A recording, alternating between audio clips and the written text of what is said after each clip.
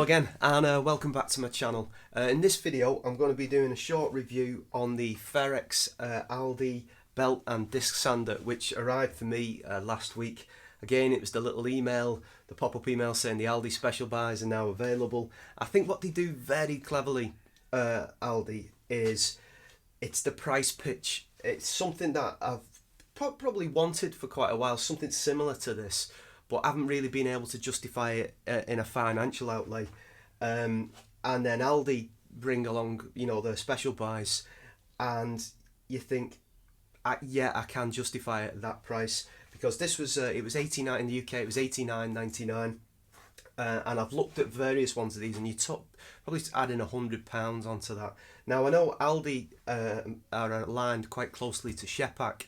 And so I've done a little bit of homework on that, and I looked, and there is an identical version of this apart from that bit there, which has just got Shepak written on it, and it's on Amazon at the moment, I think for £176. So it looked like, you know, really good value. And when it arrived, and thank you to the delivery guy, because it's reassuringly quite heavy. It's just under 21 kilos, and I wasn't able to lift it myself, but he brought it into my little workshop for me, so thank you to that gentleman. So what I want to look at really is just talk you through just the two main features. There's a couple of things that I've looked through in the user manual that is incorrect, so I'll kind of point you in the right direction for that if you're having a similar problem if you've bought this. And just to give a bit of a general overview, I've, as I said, been using it for just under a week. I'm very happy with it, very impressed with it. I just want to show you the reasons why. So let's go through some of the features. Firstly, setting up was really straightforward. There was the main body which arrived with it, and there was this front angle piece here which all you had to do was just attach in and use the Allen key that was provided, and there's a little bracket on the back just to tighten up there, and also on the top this metal fence which just needed positioning, same with the Allen key, just to tighten it up, and that was pretty much it. It was ready to go. The dust extraction port, if you're like me, you've got probably 78 of these different adapters to try and get one that might possibly resemble fitting but end up with duct tape on it. Just takes the extraction port out to my dust extractor, and also we've got the 150mm disc on the front, which it doesn't tell you in the manual how big the actual disc is, and also the belt on the top. It came with one belt and one disc. It didn't say in the manual how big the belt is, so I've put a link in the description below to where you can the size of the replacement belts based on the Shepak one that I looked at and had a little bit more detail online. Apart from that, it was set up, it was good to go. First thing I want to talk about is actually just changing the belt on the top, because as I said in the actual instruction manual, it's inaccurate. I think it must have been for an earlier version, because underneath where the belt is, there's a metal plate which I think is actually for dust extraction, and that's not mentioned in the manual at all, and that plate needs to be removed before you can actually take the belt off. So if I just move it around slightly, I think it's easier to actually get it up into the vertical position just to actually extract the belt. So if I take the we'll put the Allen key, oh, there it is, and there's just two that need loosening slightly.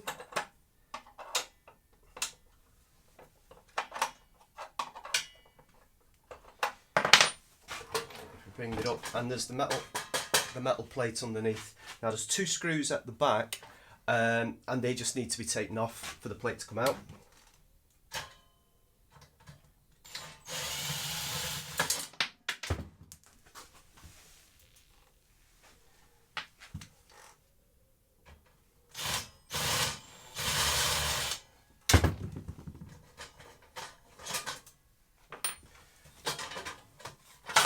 The plate comes off. Now say, if you don't take that off, you can't take the belt off. Now you can either bring it back down, or you can leave it upright if you want. Then there's the front latch here, which you pop that, and then the belt itself slides off. Okay, and then just to put back on, it's pretty straightforward. Even easier if you have two hands. There we go.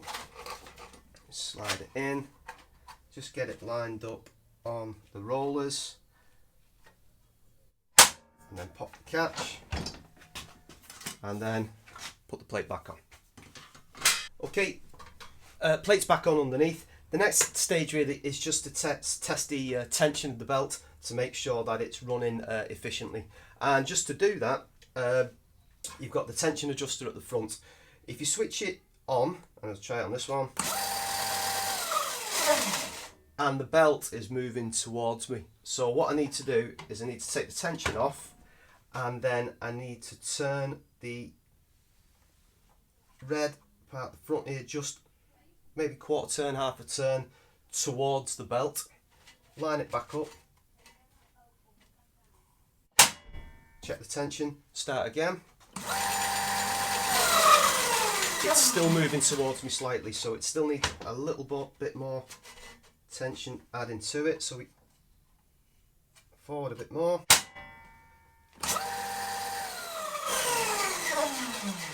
A little bit more.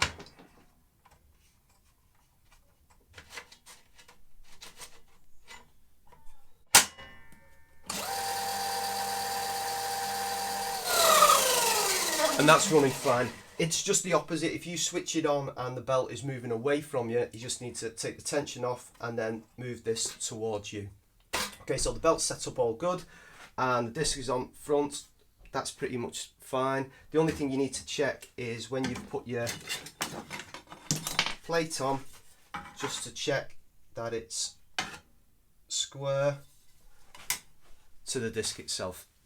Right, next thing is just to carry out just a couple of tests, just to demonstrate you know, how it performs. We're going to look at, firstly, I've just got a bit of rough sawn timber here, and just to run that across up against the fence.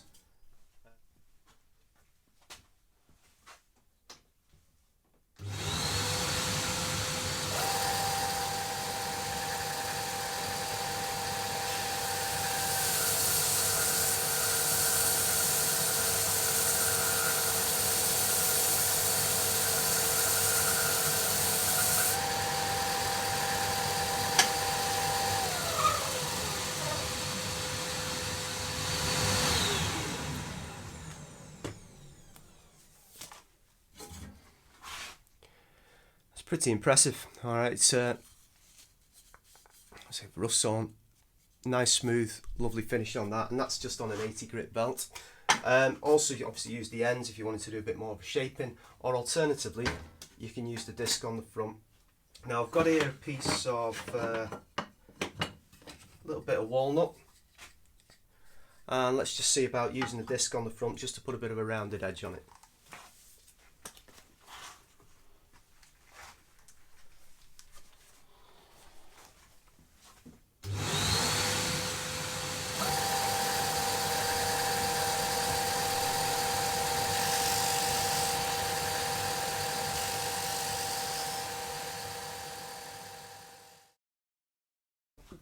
One thing I have found is the dust extraction, and I'll show you a little bit of a video close up on this, is actually pretty good. I think a lot of people, when they're buying more entry level tools, power tools in particular, you do sacrifice things like dust extraction tends to be poor at best.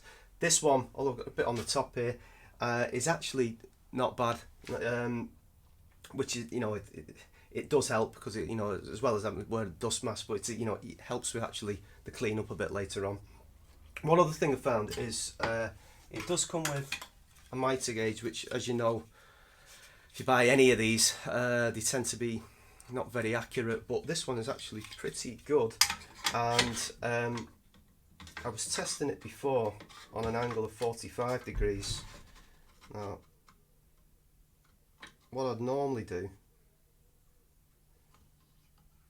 is I'd check this now. Oops. I'd check this with a square. but I won't. What I'm actually going to do is just on the corner of this, just going to take off some on a bit of a 45-degree angle and then test it and see how it looks.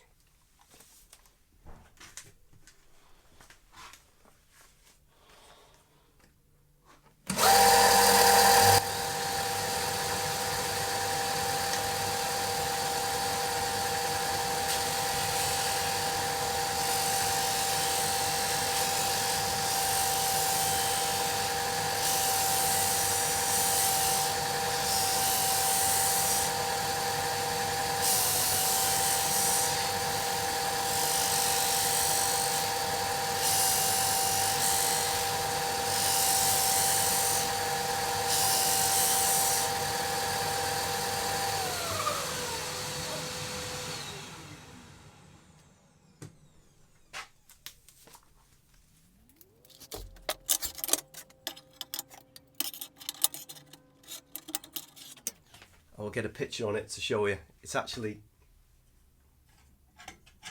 pretty spot on. Okay, so that might even be good for doing miters and stuff.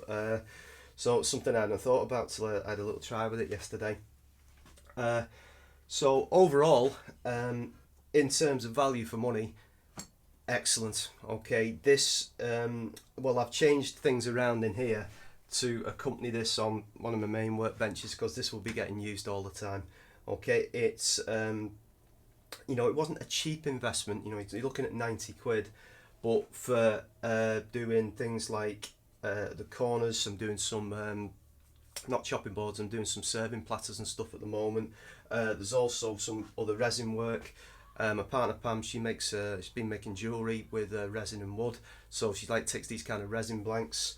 And what we had done originally was we've got a Triton Palm belt sander, which is okay, and you can turn it up. I can, you know, fix it with a clamp, but it's kind of lacking in power. All right, you can be working on this thing for quite a while to not get very far. One thing with this is it is pretty powerful, okay, and also you know, I do like the idea of being able to work on the small disc, and also with the belt on the top. It's great for me just working with one hand because I feel quite safe with it. You know, I can use the mitre gauge to keep my hands well away, but also, you know, I'm quite a stickler for safe practice as best as I can, and I feel a lot safer with this than you know, some of the handheld devices, something that can kind of take charge a little bit at times. So I would say fantastic, great value for money. 3-year warranty that comes with it as well, which is, you know, superb. Couple of things I did say earlier, it's very heavy, but I'm looking at that in a kind of reassuring way, really, because it's got a cast iron base. I would advise, I've got it secured just with one bolt on the side. If you were going to invest in something like this, I'd find a place in your workshop to kind of permanently mount it. You could have it on wheels and stuff, but it's not really the kind of thing I'd want to be doing personally. So I've mounted it on one of my main workbenches, front and centre, all right, because it will be getting used a lot. I might do a sort of an update, you know, a little bit further down the line. I don't really have any major negative points, all right. Although I was surprised how good the dust extraction is. Not brilliant, but actually pretty good. The only kind of downsides really, the manual is pretty poor, but I think I've covered some of the aspects that you might need to know in relation to changing the belt, and just the general assembly is really straightforward. So I hope you've enjoyed this review. If you do have any questions about it, please leave a comment. You know, if there's something you're not sure about or it's something I haven't covered, I'll do my best to get back to you and answer it. If you enjoyed it, please give us a thumbs up. Think about subscribing to the channel. Take care, and I will see you soon. Thank you.